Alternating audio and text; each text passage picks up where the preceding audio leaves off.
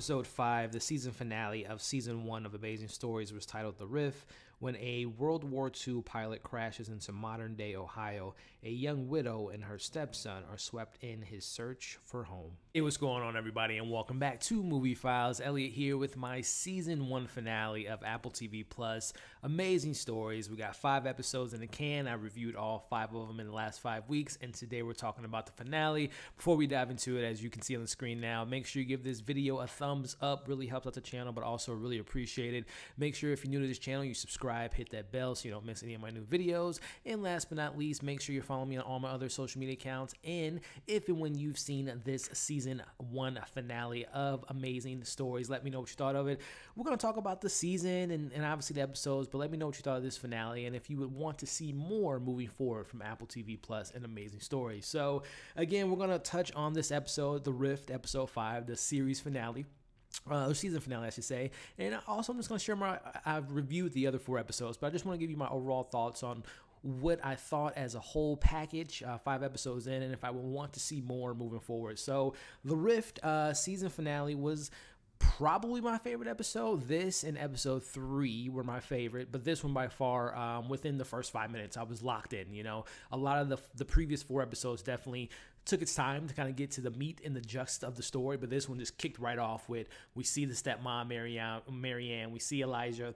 And also, by the way, this is probably spoilers. I'm just going to leave it. This is my only spoiler review that I've done so far. I'm just going to give it all the details, because I would assume if you're watching this review, you've seen the episode and you watched the 5 episodes so far. So spoiler review. So going back to what I was saying, you know, you get Marianne, you get Elijah, you understand their dynamic to a certain extent. You didn't know that was his stepmom. You noticed that he kept calling her Marianne, and she called, you know, she referred to him as her son. But we get the setup, you know, we get the pilot that crashes, and you know, you get all that stuff. And I'm honestly, guys, I was locked into this for mostly the entire episode, and we'll talk about the cons towards the end. But you know, the biggest thing that I really liked about The Rift was, again, the setup. A lot of these episodes are an hour apiece, and it's even from the ones I've liked, the episode 1, you know, I liked the story that was told in episode 2, and episode 3 is my favorite. But, you know, even those took its time to get to the actual meat of the story. Like, what's the big thing? This one just kicks right off, and I actually like that they did that. And also, too, the idea of a man out of time story. You know, for those that don't know, I'm a big Captain America fan. I love stories that have the fish out of water type of environment or story, just like we got in episode 1 with the whole time travel and how Dylan O'Brien went to her time, and, you know, Victoria came to his time. So I love those type of stories. So I was already locked into that aspect.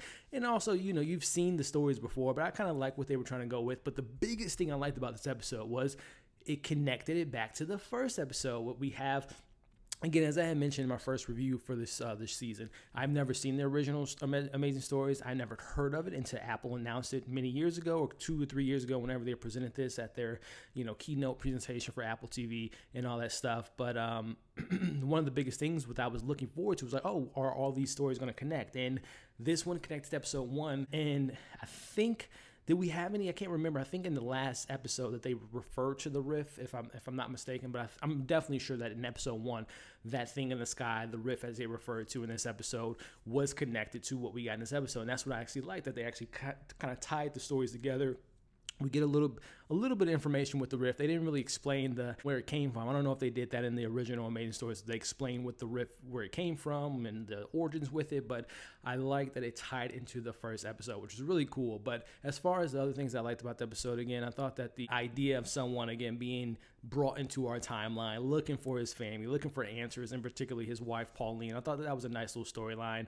And also, like I said, I just like the idea of it connecting the pieces to the first episode and making everything kind of feel like a package deal versus these individual stories that have no connection with each other. So that was really interesting. As far as my negatives go with this episode, again, I was locked into it for pretty much the entire episode, but as the story kind of unfolded, the performances asked for a little bit more emotional pull from the pilot, from the little kid Elijah, from Marianne, and all the other surrounding characters. My biggest pet peeve with all the episodes have been the level of performances have been very kind of like underwhelming in my opinion. Like, we supposed to, like, I'm just speaking for me personally, I was hoping to get a little bit more connection with the pilot and his wife's storyline, and we get like 2 seconds of that towards the end. I was hoping that the Elijah and his mom or stepmom, Marianne, had a little bit more meat to their story in regards to their connection, but you find out the information that, you know, her husband passed away, his dad passed away in the army, and that story, again,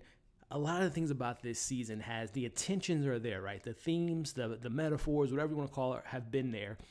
But the execution hasn't met the, the storylines, right? I feel like the acting has been kind of, like I said, underdeveloped. And these are some great actors. I've seen the young lady that was in this episode. I've seen her in other stuff like Argo and other things and other TV shows. The guy that was in this, the pilot, he was in Fantasy Island, which I thought was you can see my review for that film, but I was not a fan of that film. He also, this is funny that he was a war guy in that movie. He's a pilot in this one, so obviously it's a little bit of a theme for this actor. But, I thought he was, fine. And his previous things I saw him in, he was also in Whiplash in 2014. So they have these good actors, but sometimes they deliver their lines is just very kind of lifeless, in my opinion. It's kind of hollow in some of the stories, or at least the delivery of their script and their lines. And I wish I would have been more emotionally connected to it.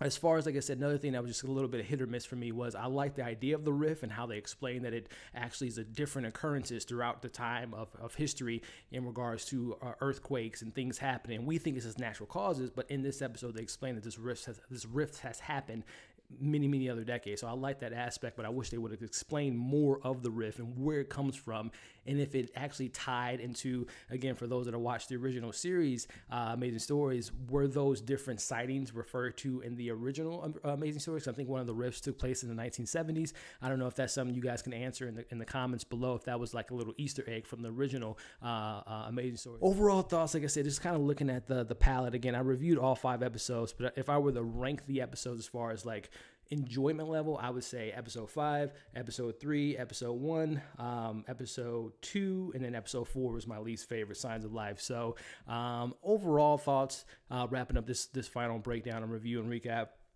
it was okay. Amazing Stories, again, I never saw the original. I know that they had a lot more bigger names attached to the original series. Martin Scorsese, Patrick Swayze, just amazing talents. And this one has, this iteration of this reboot had some, familiar faces, Dylan O'Brien, Victoria, obviously Robert Forster, and some other, people that I've seen as far as directing and writing, but not like the big names like Martin Scorsese and Patrick Swayze. So it'll be interesting to see if they do a season 2, which I don't know if I would be excited to see. I would probably watch it, obviously, because I review a lot of stuff for Apple TV Plus. But in regards to just if I wanted one, I don't need it. But if they do have a season 2, I hope that they go with a little bit more of a connective tissue. They connected stories a lot better than they did in this first reboot season. I hope that they get a little bit darker and grittier and have a little bit more, I don't want to say more pumped up performances, but I hope the performances are a little bit more connectable for me, because that's my biggest thing with this first season was, even though I might have liked some of these episodes, the performances throughout the entire run of this first season have been definitely underdeveloped for me, and just I haven't connected or emotionally connected to these stories that I know that they want the emotional beats to land, but they just didn't land for me personally. So if they do get a season 2, make it a little bit grittier, darker, have a little bit more meat to the bone, have a little bit more stronger performances, and I would be on board for that. And also, I would like to see some of the bigger names come into a season 2, maybe an Ava DuVernay, obviously these people are busy, J.J. Abrams, and the list goes on and on. It's just people I'm thinking of that has worked in the TV realm before, but overall thoughts, like I said, I don't know if this would be a service or a particular show that I would say, hey, if you want to see something amazing, get Amazing Stories on Apple TV Plus. I don't think this is a show that people would be dying to see. So I've reviewed, again, I've mentioned it before, I reviewed most of the shows on Apple TV Plus. The morning show is still probably my favorite so far. I enjoyed Dickinson, Sea, Servant. Those are like kind of top tier for me, and those are services or shows that I would recommend. Recently I watched The Banker. Those are things I would say, hey, give Apple TV Plus a shot and see what you think. But Amazing Stories wouldn't be the one I would say you need to get Apple TV Plus to watch this show, because I don't think it was that type of experience for me personally. But again, guys, that's my thoughts on the episode, my thoughts on the season. If I want a season 2, sure, I don't need it. But if they do come back with a season 2, give me some bigger names. Give me some, some more meat to the bone, some more dramatic moments, some more horror, some more sci-fi elements if they do come with a season 2. So Let me know what you all thought of the season, the episode, and if you would like to see a season 2 of Amazing Stories. As always, thank you all for watching these reviews for the last 5 weeks. There is a new show on Apple TV Plus this weekend, Home Before Dark, I believe, with the young lady from Florida Project. I believe her name is Brooklyn Pierce or Brooklyn Prince, if I'm not mistaken. But she has a new show on Apple TV Plus, a new drama, thriller drama that I'm going to probably check out this weekend and review it either Sunday or Monday. We'll be watching a new movie on Netflix, and then I have my watch along tonight, 7 p.m. Central Time for Knives Out. So if you can, definitely tune into my YouTube live watch along for Knives Out tonight, 7 p.m. Central Time. So again, guys, thank you all for watching this video, and we'll see you on the next one.